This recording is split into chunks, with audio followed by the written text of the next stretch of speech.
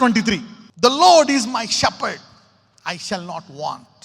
అంటే దేవుడు నీ కాపరి అనడానికి ఆయన నీకు కొన్ని అవసరాలు తీరుస్తాడంట. ఆయన కాపరిగా బాధ్యత తీసుకున్నందుకు నీ అవసరాలు కొన్ని తీరుస్తాడు. నాకు లేమి కలగదు. ఒకవేళ లేదు బ్రదర్, నాకు చాలా సమస్యలు ఉన్నాయి, ఈ రోజు నుంచి ఈ వాక్యము నీ జీవితంలో నెరవేరును గాక. God is a రెస్టోరర్.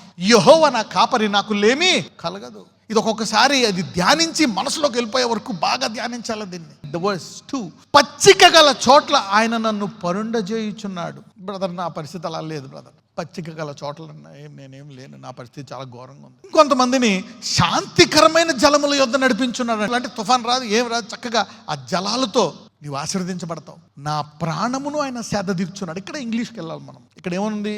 He restoreth my soul. ఎలాగవుతుంది రెస్టరేషన్? రెస్టరేషన్ అంటే కోల్పోయినయే కాదు, దేవుని వాక్యము ద్వారా దేవుని చిత్తాన్ని తీసుకొని ఆ సమృద్ధి గల జీవితము నీలో నెరవేరడమే రెస్టరేషన్. అదేమో వాక్యం ఉండిన వాక్యము, ఆ దైవ లక్షణాలు నీలోకి రావాలి. The divine nature should come to you. ఇంకొకటి, తన నామమును బట్టి ఏం చేస్తాడంట? నీతి మార్గముల్లో నడిపిస్తున్నాడు. అంటే ఇక్కడ రెస్టరేషన్ రావాలంటే దేవుడు ఏం చేయాలా? నీకు వాక్యాన్ని బోధించాలా. ఆ వాక్యాన్ని ఏమంటారు? Word of reconciliation. ఇప్పుడు ఈరోజు మీరు వాక్యం వింటున్నారంటే మీకు తిరిగి దేవుని సామర్థ్యం ఇచ్చి ఏలేమీ లేకుండా మీ యావత్ జీవితము సిగ్గుపడకుండా మీరు జీవించుదురు గాక. The lord will do that. He feeds you.